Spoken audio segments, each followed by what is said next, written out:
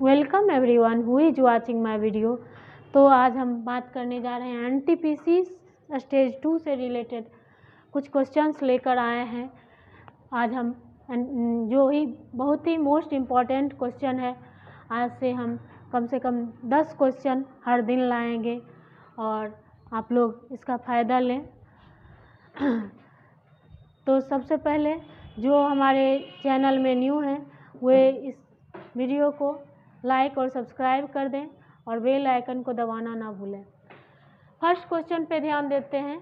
6 cm, 8 cm और 10 cm भुजा वाले 3 लोहे के घन को पिघलाकर घन बनाने पर घन की भुजा कितनी सेंटीमीटर होगी?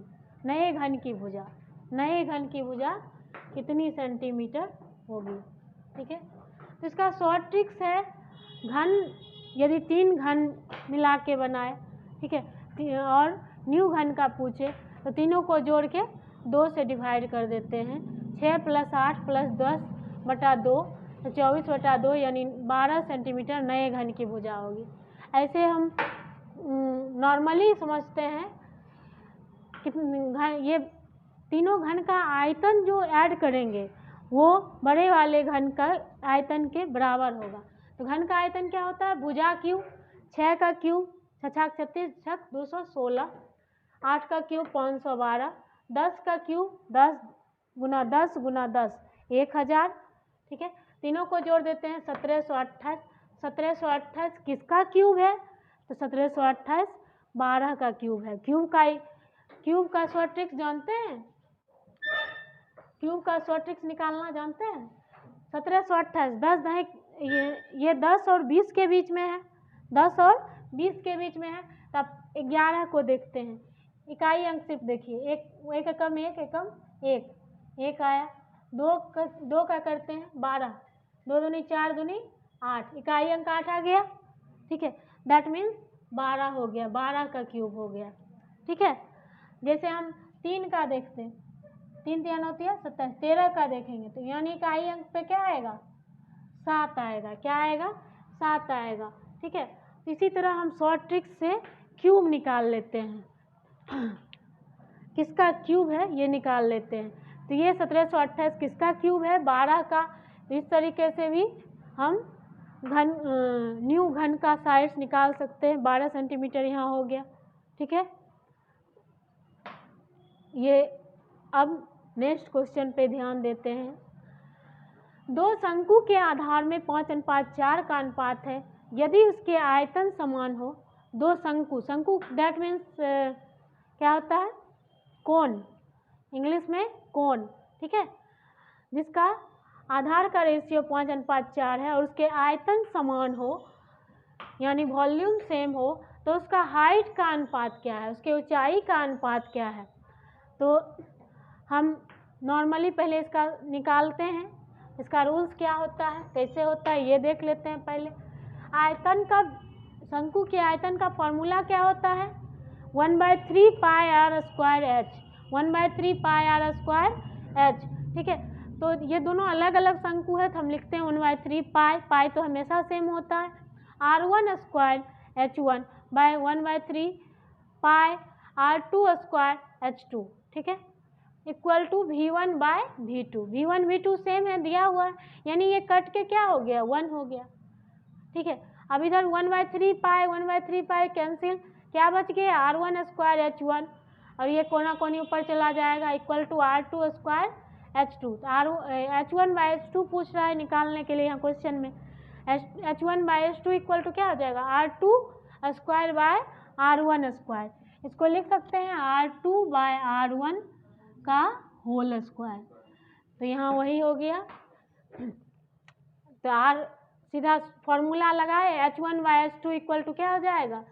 4/5 का होल स्क्वायर। माइंड में ही रखना है, ये सॉल्व नहीं करना है आपको एग्जाम में, ये माइंड में ही रखना है कि आधार का रेशियो दिया रहे और आयतन सेम हो तो ऊंचाई का अनुपात उसके रेडियस का, ये रेडियस दिया हुआ था, रेडियस का क्या हो जाता है? रिवर्स का स्क्वायर हो जाता है, मतलब रेडियस को उल्टा कर देते हैं, 4/5 हो जाता है, 4/5 का स्क्वायर, ठीक है। तो 4 चौक 16, 5 25, 16:25, 16:25 हाइट का रेशियो हो गया। नेक्स्ट क्वेश्चन है 10 रुपये लीटर बिकने वाले 40 लीटर दूध में कितना पानी मिला दिया जाए कि उस दूध का मूल्य घटकर 8 रुपया पर लीटर हो जाए। पहले था 10 रुपया लीटर, 40 लीटर दूध का 10 रुपया से कितना होगा, 40 दही का 400 रुपया होगा। कितना होगा, 400 रुपया होगा। ठीक है, 400 रुपया हो गया और बाद में घट के कितना हो रहा है, 8 रुपया पर लीटर हो रहा है, मीन्स 1 लीटर का 8 रुपया। ठीक है, और उसको 400 रुपया में लेना था तो 400/8 यानी बाद में कितना लीटर हो जाएगा, 50 लीटर। पहले 40 लीटर दूध था, 50 लीटर हो गया, यानी कि उसमें पानी मिलाया है। 50 - 40 कितना मिला दिया पानी का मात्रा, 10 लीटर। यही पानी का मात्रा ही आपको पूछ रहा था। ठीक है, नेक्स्ट क्वेश्चन, चक्रवृद्धि ब्याज पर कोई धन 4 वर्ष में दुगना हो जाता है, यह 8 गुना कितने समय में होगा। 4 वर्ष में दुगना हो जाता है तो 8 गुना कितने समय में होगा। तो इसका रूल होता है, यहाँ ध्यान दीजिएगा, 8 गुना हुआ, पहले 2 गुना था, अब 8 गुना हुआ। ठीक है, यहाँ जितना गुना होगा उस पे कितना पावर यहाँ होगा वो देखना होगा। यदि 3 गुना होता तो 3 पे पावर देखते थे हम, कितना हो रहा है, कितना गुना हो रहा है। यहाँ 2 है तो 2 पे पावर देख रहे हैं, 2 8 गुना कितना हो जाएगा, 2 दूनी 4 दूनी 8, 2 पे पावर 3, जितना पावर होगा उससे इसको गुना कर देंगे। 4 तिया 12 वर्ष। ठीक है, तो यानी कि यह 8 गुना कितने समय में हो जाएगा, 8 गुना 12 वर्ष में हो जाएगा। क्वेश्चन नंबर 5 पे ध्यान देते हैं।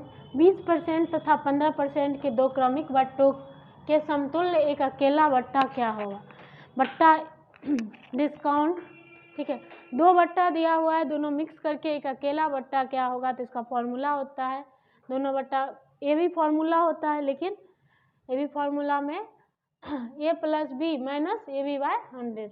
ठीक है, a + b - ab/100, 20 + 15 - 20 गुना 15/100, 20 × 25 100, 5 × 15, 20 + 15 35 - 3 32% क्या होगा, अकेला समतुल्य बट्टा होगा।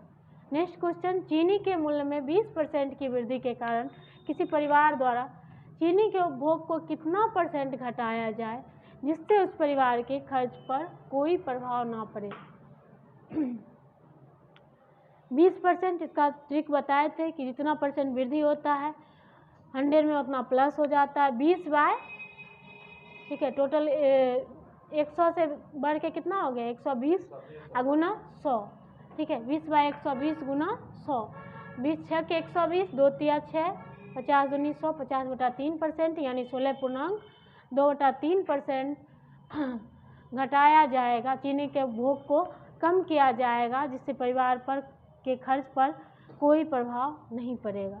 नेक्स्ट क्वेश्चन है, कुछ नारंगियों को रुपये में 12 के भाव से खरीदा गया, उतने ही नारंगियों को रुपये में 8 के भाव से खरीदा गया और कुल नारंगियों को रुपये में 10 के भाव से बेच दिया गया, तो प्रतिशत लाभ या हानि क्या है। इसको इसमें ट्रिक समझ लीजिए। यदि कुछ वस्तु को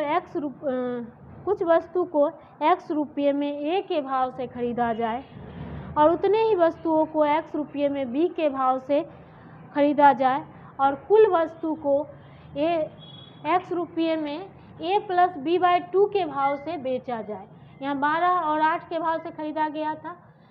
ठीक है, 12 + 8/2 कितना हो गया 20/2 यानी 10 के भाव से बेचा जाए, मतलब x रुपये में a के भाव से खरीदा जाए, ये हो गया, और उतने ही x रुपये में b के भाव से खरीदा जाए और x रुपये में a + b/2 के भाव से बेचा जाए। 12 8 20/2 यानी 10 हो गया। ठीक है, तो रूल क्या होता है a - b/a + b का होल स्क्वायर गुना 100। ठीक है, 12 - 8 / 12 + 8 का होल स्क्वायर गुना 100, 4/20 का स्क्वायर गुना 100, कितना हो गया 4 चौक 16, 20 20 को किए 400, 16/400 गुना 100, ठीक है। 4% हानि, इसमें हमेशा हानि ही होगा, ठीक है। इस क्वेश्चन में जिसमें ये रूल काम करेगा ए के भाव से, बी के भाव से और ए प्लस बी बाई 2 के भाव से बेचा जाए, इस क्वेश्चन में हमेशा क्या होगा, हानि होगा। तो 4% क्या हो गया, हानि। नेक्स्ट क्वेश्चन है, एक व्यक्ति धारा की दिशा में, ये नाव और धारा का क्वेश्चन है, धारा की दिशा में 11 किलोमीटर पर आवर की गति से वो धारा के विपरीत दिशा में 8 किलोमीटर पर आवर की गति से नाव चला सकता है, तो धारा की गति क्या है। इस क्वेश्चन में धारा की गति निकालने के लिए क्या करते हैं, जो दिशा में चाल होता है, विपरीत दिशा में जो चाल होता है, दोनों को माइनस करके बाय 2, ठीक है। दोनों को माइनस करके, यानी यदि नाव की चाल पूछेगा, आपको क्या दिया हुआ है, धारा की दिशा में नाव की चाल, जैसे हवा चलता है तो जिस तरफ हवा उसको ले जा रहा है तो दिशा में हुआ, और यदि विपरीत दिशा में हम चलेंगे, वो हवा रोकेगा तो वो विपरीत दिशा हुआ, ठीक है। तो एक दिया है दिशा में नाव की चाल, एक दिया है विपरीत दिशा में नाव की चाल, ये दोनों दिया रहेगा, धारा की दिशा में और धारा की विपरीत दिशा में नाव का चाल दिया रहे। तो धारा की गति निकालने के लिए दोनों को घटा के बटा 2 करते हैं, और नाव की गति निकालने के लिए दोनों को जोड़ के बटा 2 करते हैं। तो यहाँ धारा का गति निकालना है तो 11 - 8/2 यानी 3/2 यानी 1.5 किलोमीटर पर आवर। नाव की गति निकालने के लिए दोनों को जोड़ देंगे, 11 + 8/2 यानी 19/2 यानी 9.5 किलोमीटर पर आवर। नेक्स्ट, चलिए 9 नंबर क्वेश्चन पर ध्यान देते हैं। 9 नंबर क्वेश्चन है, किसी बहुभुज के भुजाओं की संख्या ज्ञात करो यदि विकर्णों की संख्या 27 है। विकर्ण का फॉर्मूला होता है n × n - 3/2। विकर्ण ऑफ पॉलीगोन, विकर्ण ऑफ बहुभुज, इसका फॉर्मूला होता है n × n - 3/2। अब n यहाँ पे विकर्ण कितना दिया है, 27, n × n - 3/2 equal to 27, n × n - 3 equal to कितना हो जाएगा, कोना कोनी ऊपर जाएगा, 27 × 2 = 54, ठीक है। अब 10 से लगभग हम देखते हैं कि यदि 10 रखते हैं तो यहाँ कितना हो जाएगा, 10 में 3 घट जाएगा, 7, 10 × 7 = 70 हो जाता है, ठीक है। अब 10 से कम 9 लेते हैं तो 9 लेते हैं तो 9 में 3 कमता है, 9 × 6 = 54 हो जाता है, तो यहाँ 9 पुट हो रहा है, n = 9 हो जाएगा। उसके अलावा यदि हमको सॉल्व करना हो तो सॉल्व ऐसे होगा, n × n - 3 कितना हो जाएगा, n² - 3n, ये उधर जाएगा, -54 = 0, n²। अब 54 को शॉर्ट में ले जाना है, 54 को शॉर्ट में ले जाना है, यानी यहाँ और यहाँ जो रहता है उसको मल्टीप्लाई करके जितना आता है उतना हमको मल्टीप्लाई करके लाना होता है, और जोड़ घटा के -3 लाना होता है। 54 को ऐसे तोड़ दिए तो क्या हो गया, 3 × 3 = 9, 3 × 2 = 6, -9 + 6 -3 हो रहा है, और मल्टीप्लाई करके 54 हो रहा है, ठीक है। तो n² - 9n + 6n - 54 = 0, n × n - 9 आ गया, ठीक है, +6 कॉमन लिए फिर n - 9 आ गया इक्वल टू 0, ये दोनों जगह n - 9 है तो n - 9 कॉमन, और यहाँ क्या हो जाएगा, n + 6 × n - 9 = 0। तो एक जगह n बराबर कितना आ जाएगा, इसको यदि 0 करेंगे तो n बराबर -6, इसको यदि 0 करेंगे तो +9, तो प्लस वाला n होगा, यानी n बराबर 9 आ गया, फिर n - 3 है तो n बराबर 9 आ गया। यही पूछ ही रहा है, बहुभुज के भुजाओं की संख्या इक्वल टू कितना हो जाएगा, 9, ठीक है। नेक्स्ट क्वेश्चन है, 6 cm आधार त्रिज्या, 6 cm आधार त्रिज्या और 8 cm ऊंचाई वाले शंकु के अंदर रखे जाने वाले बड़े से बड़े गोले की त्रिज्या ज्ञात करें। ये रेडियस कितना है, 6 सेंटीमीटर, ऊंचाई कितना है, 8 सेंटीमीटर, और